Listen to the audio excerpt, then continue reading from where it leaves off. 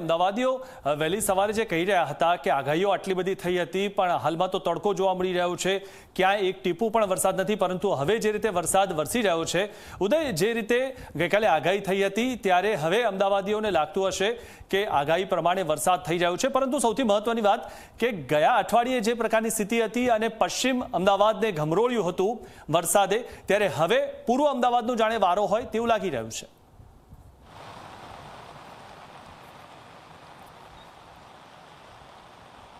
તો અમદાવાદમાં ભારે વરસાદની જે આગાહી હતી તે પ્રકારે પૂર્વ અમદાવાદમાં જે છે પશ્ચિમ વિસ્તારમાં પણ વરસાદ જે છે પડવાની શરૂઆત હમણાં થોડા સમય થઈ જશે.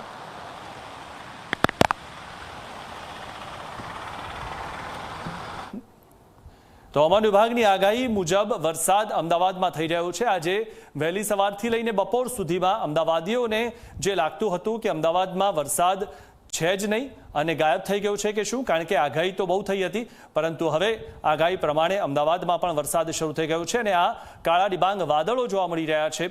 ક્યાંય પણ હવે સૂરજદાદા નથી જોવા મળી રહ્યા, કારણ કે વહેલી સવારથી જે રીતે વાતાવરણ કોરું હતું, પરંતુ હવે પૂર્વ અમદાવાદમાં ભારે વરસાદ થઈ રહ્યો છે. અમદાવાદ શહેરમાં ધોધમાર વરસાદ છે અને આ વાસણા વિસ્તારના દ્રશ્યો છે, તેમાં કાળા ડિબાંગ વાદળો જોવા મળી રહ્યા છે. હવે વરસાદ જાણે પૂર્વ અમદાવાદને ઘમરોળતો હોય તેવું જોવા મળી રહ્યું છે. શાહીબાગ, નરોડા, નારોલમાં વરસાદ થઈ રહ્યો છે. અમદાવાદમાં પૂર્વ વિસ્તારથી હવે વરસાદની શરૂઆત થઈ છે. ગયા અઠવાડિયે પૂર્વ અમદાવાદમાં વરસાદ પશ્ચિમ અમદાવાદની સરખામણીએ ઓછો પડ્યો હતો, પરંતુ હવે વરસાદે શરૂઆત કરી છે પૂર્વ અમદાવાદથી અને પૂર્વ અમદાવાદમાં વરસાદની શરૂઆત થઈ ગઈ છે. ધોધમાર વરસાદની શરૂઆત થઈ ગઈ છે. અમદાવાદ શહેરમાં ધોધમાર વરસાદ શરૂ થઈ ગયો. આગાહી મુજબ વરસાદની શરૂઆત થઈ ગઈ છે, ત્યારે હવે ધીરે ધીરે વરસાદની જે તીવ્રતા છે તે વધી શકે છે અને આજે રાત સુધીમાં વધુ વરસાદ પડી શકે છે. આવતીકાલનો દિવસ જે છે તેમાં પણ રેડ એલર્ટ જાહેર કરવામાં આવ્યું છે, એટલે કે આવતીકાલનો દિવસ સવારથી લઈને તે રાત સુધી વરસાદ અમદાવાદમાં રહી શકે છે.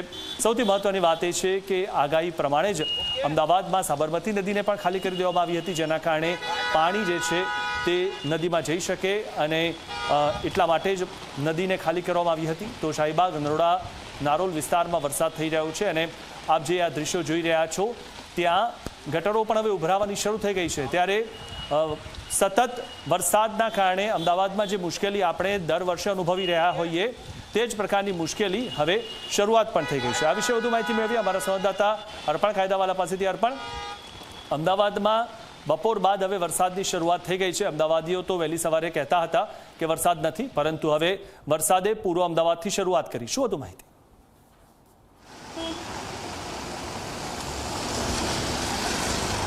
મિથુન, જે પ્રમાણેનું પ્રિડિક્શન હતું, એટલે કે જે એલર્ટ હતું તે મુજબ મ્યુનિસિપલ કોર્પોરેશન તંત્ર સંપૂર્ણ સજ્જ છે અને તેમને પણ ખબર છે કે વરસાદ કેટલા વાગે આવવાનો છે. તે જ પ્રમાણેની વરસાદની શરૂઆત, વરસાદનું આગમન આ બીજા અતિ ભારે તબક્કામાં થઈ ચૂક્યું છે, પરંતુ હાલ વિવિધ વિસ્તારોમાં વરસાદની જે તીવ્રતા છે તે ઓછી વધતી જોવા મળી રહી છે. હાલમાં હું શહેરના એલિસ બ્રિજ વિસ્તારમાં છું, ગુજરાત કોલેજની નજીક છું. ત્યાં જોઈ શકો છો વરસાદ જે છે તે મધ્યમ ગતિથી વરસી રહ્યો છે અને સમયાંતરે તેની તીવ્રતામાં વધારો પણ થઈ રહ્યો છે, તો કોઈક ક્ષણે તે ઘટી પણ જાય છે. એટલે હાલ તો વરસાદની શરૂઆત થઈ છે, પરંતુ જે પ્રમાણેની આગાહી છે કે જેમ જેમ સમય વીતશે તેમ તેમ વરસાદની તીવ્રતા વધશે અને વરસાદ સતત આ જ પ્રમાણે જુદા જુદા વિસ્તારોમાં ખાબકતો રહેશે. એટલે આપણે મ્યુનિસિપલ કમિશનર સાથે પણ લગભગ 2 કલાક પહેલાં વાત કરી હતી, તો તંત્ર સંપૂર્ણ સજ્જ છે, પરંતુ કુદરત છે, કુદરતની સામે તમામ મશીનરી પણ લાચાર પડતી હોય છે તે આપણે જોતા આવ્યા છે.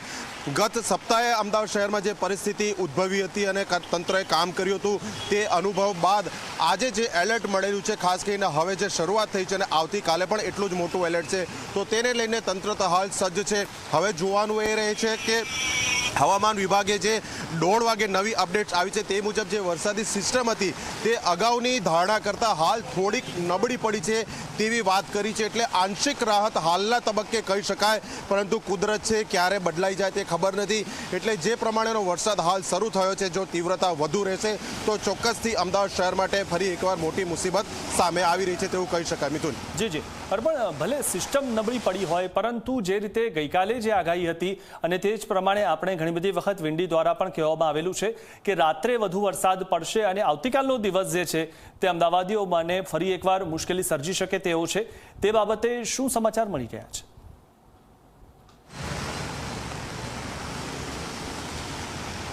મિથુન, હવામાન વિભાગની મેં જે આપને વાત કરી એ 1:30 વાગે જે લેટેસ્ટ અપડેટ આવી તે મુજબ હવામાન વિભાગેનું ખાસ કહેવું છે કે જે ગઈકાલે સિસ્ટમ દેખાતી હતી, જે આગળ વધતી હતી જે તીવ્રતા સાથે, તેનામાં થોડોક ઘટાડો થયો છે સિસ્ટમની તીવ્રતામાં. એટલે ડીપ ડિપ્રેશન હતું તે ડિપ્રેશનમાં ફેરવાઈ રહ્યું છે અને મોડી સાંજ મોડી રાત સુધીમાં ડિપ્રેશનમાંથી વેલમાર્ક લો પ્રેશર પણ બની જશે. એટલે આપણે હવે આશા રાખીએ અને સાથે પ્રાર્થના કરીએ કે ગઈકાલે જે એલર્ટ હતું તે મુજબનો વરસાદ ન આવે, એટલા માટે કે આ વરસાદ આપણા માટે રાહત નહીં પરંતુ મોટી મુસીબત લઈને આવી રહ્યો છે. કારણ કે જો આ એલર્ટ મુજબનો અતિ ભારે વરસાદ પડશે તો અમદાવાદ શહેરના, અમદાવાદ ગ્રામ્યના અને આસપાસના તમામ લોકોની જે માલ મિલકત છે તેને નુકસાન થવાની પૂરેપૂરી સંભાવના છે. એટલે હાલ વરસાદે દસ્તક તો દઈ દીધી છે પરંતુ આપણે પ્રાર્થના કરીએ કે તેની તીવ્રતા વધુ જોવા ન મળે. મિથુન, બિલકુલ અર્પણ, જે રીતે આપણે એ આશા રાખીએ કે જે પ્રકારે આગાહી થઈ હતી તે પ્રકારનો વરસાદ ન પડે, કારણ કે અમદાવાદે ગયા અઠવાડિયે જે વરસાદ જોયો હતો અને તેમાં પુષ્કળ નુકસાન પણ થયેલું છે અને જો સિસ્ટમ નબળી પડી હોય તો તે ઘણું જ સારું કહી શકાય. છતાં પણ અમદાવાદીઓને શું વાત ધ્યાનમાં રાખવી જોઈએ, કારણ કે હજુ પણ આજે અને આવતીકાલે વરસાદની સિસ્ટમ ભલે નબળી પડી હોય પરંતુ વરસાદ તો છે જ.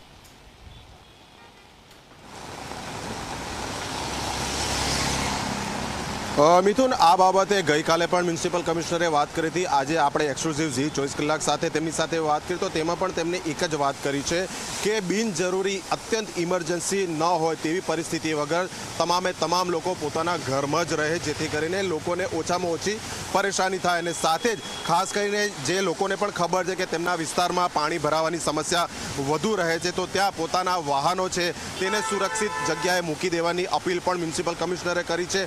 અને જ્યારે જે કોઈ પરિસ્થિતિ ગંભીર સર્જાય તો તુરંત મ્યુનિસિપલ કોર્પોરેશનના વિવિધ જે કંટ્રોલ રૂમ છે વિવિધ વિસ્તાર મુજબના તેનો સંપર્ક કરવાની વાત કરી છે. એટલે હાલ નાગરિકોનો જેટલો સહયોગ મળશે એટલો રસ્તા ઉપર મુશ્કેલી લોકોને ઓછી પડશે અને તંત્રને એટલું તેમની પાછળ એંગેજ પણ એટલું જ ઓછું રહેવું પડશે. એટલે હાલ તો વરસાદની તીવ્રતામાં ઘટાડો થઈ રહ્યો છે.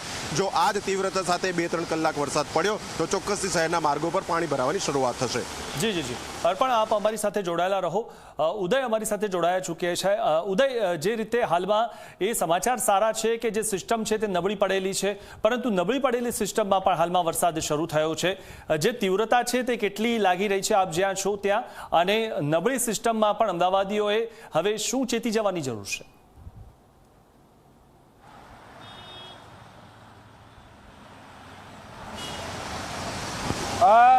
જો વાત કરવામાં આવે તો જે પ્રમાણે મિથુન વરસાદ જે અત્યાર સુધી પડી રહ્યો હતો, જ્યારે પ્રથમ લાઈવ આપણે કર્યું એની સરખામણીમાં અત્યારે ઓછો થઈ ગયો છે વરસાદ. અને જેટલો વરસાદ પડ્યો એના કારણે આજુબાજુમાં પાણી જે છે ભરાઈ ચૂક્યા જે છે એ તમે જોઈ શકો છો દ્રશ્યોમાં અત્યારે કે આજુબાજુ રોડ જે ડિવાઈડર છે એની આજુબાજુ પાણી ચોક્કસથી ભરાઈ ચૂક્યા છે. વાહનો જે છે બંધ થવા લાગ્યા છે. તમે જોઈ શકો છો કે રિક્ષા ચાલક જે છે અત્યારે ધક્કો મારીને લઈ જઈ રહ્યા છે, મહિલાઓ જે છે ધક્કો મારી રહ્યા છે. તો આ વરસાદ ભલે ઓછો હોય કે વધારે હોય પરંતુ મુશ્કેલીનો સામનો જે છે એ અમદાવાદવાસીઓને જે છે ચોક્કસ કરવાનો જ રહ્યો. કારણ કે સામાન્ય વરસાદની અંદર પણ અમદાવાદની અંદર જે છે પાણી ભરાઈ જતા હોય છે, ભૂવા પડતા હોય છે. એવા અલગ અલગ દ્રશ્યો જે છે આપણે ભૂતકાળમાં પણ જોયેલા છે. અને અત્યારે આ થોડા જ વરસાદની અંદર તમે જોઈ શકો છો કે આજુબાજુમાં પાણી ભરાઈ ચૂક્યા છે. તો હવે જો વરસાદ વધશે તો જે છે પરિસ્થિતિ એનાથી વધારે પણ જે છે એ વિકટ થઈ શકે છે. અને આ આખા દ્રશ્યો જે છે હવે પહેલાં જે અમે આપને દેખાડ્યા હતા એ જ પ્રમાણે અત્યારે પાણી જે છે હવે ઓછું થઈ ગયું છે, વરસાદની તીવ્રતા પણ ઓછી થઈ ગઈ છે. હવે રાત્રે વરસાદ ફરી કેવો આવે છે એ જોવું રહ્યું. મિથુન.